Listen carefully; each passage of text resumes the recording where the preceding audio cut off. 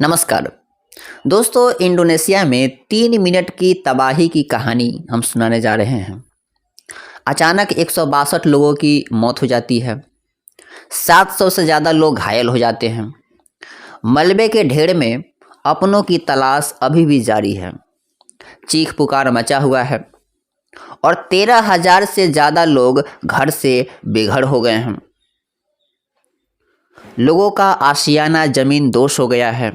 घायलों की संख्या इतनी हो गई है, इतनी बढ़ गई है कि इलाज के लिए जगह नहीं है। सड़कों पर पार्किंग में घायलों का इलाज चल रहा है, कैंप लगा करके इलाज चल रहा है। दोस्तों, हम बात कर रहे हैं इंडोनेशिया के मुख्य आइलैंड जावा में सोमवार को ऐसे भूकंप आए कि 2000 से ज़्यादा घर तबाह हो गए। ऐसे में 13,000 लोग बेघर हो गए, 162 लोगों की मौत हो गई, 700 से ज़्यादा लोग घायल हो गए। बताया जा रहा है कि मलबे में अभी भी लोग फंसे हो सकते हैं। ऐसे में मरने वालों की आंकड़े और भी बढ़ सकते हैं। बताया यह भी जा रहा है कि भूकंप की तीव्रता 5.6 था, लेकिन इसका केंद्र जमीन के ज़्यादा नीचे गहराई में नहीं थी। केंद्र मात्र 10 किलोमीटर नीचे था। यदि केंद्र ज़्यादा गहराई में होती तो इतनी तबाही नहीं होती, क्योंकि ज़्यादा तबाही गहराई में जब होती है तो कम होती है। ज़्यादा तबाही तब होती है जब भूकंप जो है वह सतह के सबसे ऊपर ज़्यादा होता है। इस कारण उसका ताकत बढ़ जाता है। लेकिन केंद्र ऊपर होने के कारण यह लगभग 25 आफ्टर शॉक आया था। 25 आफ्टर शॉक आया था। वहाँ के लोगों को संभलने का मौका नहीं मिला। दूसरी बात यह है कि ज़्यादा नुकसान या मौतों का आंकड़ा ज़्यादा इसलिए भी बढ़ा क्योंकि घनी आबादी की तरफ ही भूकंप ज़्यादा तीव्र था। इसके अलावा भूकंप जिस इलाके को ज़्यादा प्रभावित किया वहाँ भूस्खलन आम बात है। वहाँ के घर बड़े कमज़ोर बने होते हैं। इन्हीं सब कारणों से भूकंप ने इंडोनेशिया में ज़्यादा तबाही मचाया है। ऐसे में यह समझना ज़रूरी है दोस्तों कि इस तरह से भूकंप यदि भारत में आए तो क्या होगा। यह भूकंप आने का ठोस रीज़न क्या है, वैज्ञानिक क्या मानते हैं। दोस्तों, भारत की बात करें तो भारत में भी भूकंप अक्सर आते रहते हैं। इस साल की बात करें 2022 में तो 948 बार भूकंप आ चुके हैं, यानी कि एक महीने में लगभग 105 भूकंप भारत में आए हैं। एक महीने में 105। अब आप कहेंगे कि ऐसा तो हुआ नहीं, क्योंकि आपको महसूस नहीं हुआ।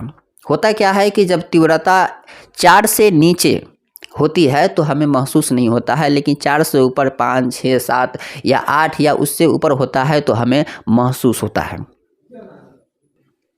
अब समझना यह है कि भारत में भूकंप क्यों आते हैं, लेकिन इससे पहले समझिए कि भूकंप आते ही क्यों हैं। दरअसल पृथ्वी कई परतों से मिल करके बनी हुई है, कई प्लेटों से मिल करके बनी हुई है, और वह प्लेट जब टूटता है या कहें खिसकता है तो इस वजह से भूकंप आता है। भारत में होने वाले भूकंप को 5 जोन में बांटा गया है, यानी कि भूकंप कहाँ कहाँ और कितनी तबाही लाने वाला, कितना खतरनाक होगा, इसको 5 जोन में बांटा गया है। 5वां जोन सबसे खतरनाक होता है।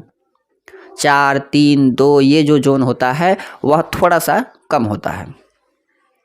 जोन 5 की बात करें तो जोन 5 में हिमालय का केंद्र, कश्मीर और कच्छ का कुछ रण क्षेत्र आता है, जबकि जो जोन 4 है उसमें दिल्ली आता है, जम्मू कश्मीर, महाराष्ट्र के इलाके शामिल हैं। जोन 4 भी खतरनाक है, 5 से थोड़ा कम है। वही जोन 3 को मॉडरेट डैमेज रिस्क जोन कहते हैं, थोड़ा सा कम। इस जोन में मुंबई आता है, कोलकाता, चेन्नई और बेंगलुरु जैसे शहर आते हैं। जोन 5 में जो क्षेत्र आता है उसमें उसके आसपास के क्षेत्र में काफ़ी भूकंप आते हैं। ऐसे में उत्तर भारत और उसके आसपास के क्षेत्र में भूकंप की संभावना ज़्यादा रहती है। जोन 5 में उत्तर भारत आता है, 4 और 5 में आता है। दोस्तों, आपने नोटिस किया होगा कि दिल्ली में सबसे ज़्यादा भूकंप आते हैं। दिल्ली NCR का इलाका सिस्मिक जोन 4 में आता है और यही वजह है कि उत्तर भारत के इस क्षेत्र में सिस्मिक गतिविधियाँ तेज रहती है।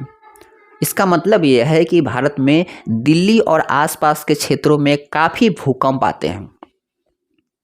साथ ही यह भी कहा जाता है कि दिल्ली हिमालय के पास है, जो भारत और यूरेशिया जैसी टेक्टोनिक प्लेटों के मिलने से बना हुआ है। फिर से हम बोलेंगे कि भारत और यूरेशिया जैसी टेक्टोनिक प्लेटों के मिलने से बना हुआ है और इस वजह से भूकंप का खतरा बना रहता है।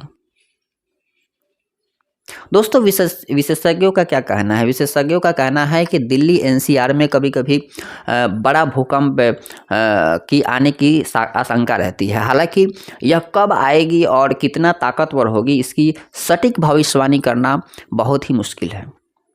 वैज्ञानिकों का कहना है कि एक अध्ययन में यह बात सामने आई है कि वर्ष 1315 से लेकर के 1440 के बीच भारत के भाटपुर से लेकर के नेपाल के जो मोहना खोला इलाका है, वहाँ तक लगभग 600 किलोमीटर लंबा सिस्मिक एक गैप बन गया हुआ है। इसके वजह से कभी भी भूकंप आने की आशंका रहती है। हालांकि यह इतने वर्षों से अभी तक शांत है। विशेषज्ञों का कहना है कि इस पर लगातार भूकंपीय दबाव बना हुआ है, यानी कि भूकंप की आशंका जाहिर की गई है। यह दबाव भूकंप के तौर पर सामने आ सकते हैं। सवाल ये है कि अगर इस क्षेत्र में भूकंप आता है तो क्या होगा, खासकर तब जब भूकंप की तीव्रता 8.5 तक पहुंच जाए। इससे कितनी बड़ी तबाही होगी, इसका अनुमान लगाना ठीक बहुत ही मुश्किल है। भूकंप कब आएगा, कहां आएगा, भूकंप की तीव्रता कितनी होगी, इन तीनों बातों की भविष्यवाणी को लेकर के कोई दावा नहीं कर सकता है। इस पर आज तक कई रिसर्च हुए हैं, लेकिन सब विफल हो गए हैं। हालांकि चीन का कहना है कि जानवरों और पक्षियों के व्यवहार से भूकंप की भविष्यवाणी की जा सकती है। जानवरों और पक्षी जो उसके व्यवहार होते हैं उस समय के, उसके व्यवहार से ये पता किया जा सकता है कि भूकंप आने वाले हैं या उसकी संभावना है। हालांकि ये भी जो है वह सटीक साबित नहीं हुआ है अभी तक। चाइना है और वहाँ पे अजीबोगरीब क्रिएटिव चीज़ें होती रहती है, आप जानते ही हैं। उस पर विश्वास करना बहुत ही मुश्किल है, वैज्ञानिक भी नहीं मानते हैं। तो दोस्तों, ये मेरा प्रयास कैसा लगा ज़रूर बताइएगा। हमने आपको बताने का प्रयास किया कि किस तरीके से भूकंप आता है, और इंडोनेशिया में जिस तरीके से भयंकर भूकंप आया है, क्या भारत या दिल्ली भारत की राजधानी दिल्ली है, वहाँ पर इस तरीके के हमेशा संभावनाएं रहती है। ऐसे में क्या दिल्ली के लिए वैज्ञानिक जो है वह क्या समझते हैं? ऐसे में सचेत रहने की ज़रूरत है सरकारों को भी। जय हिंद।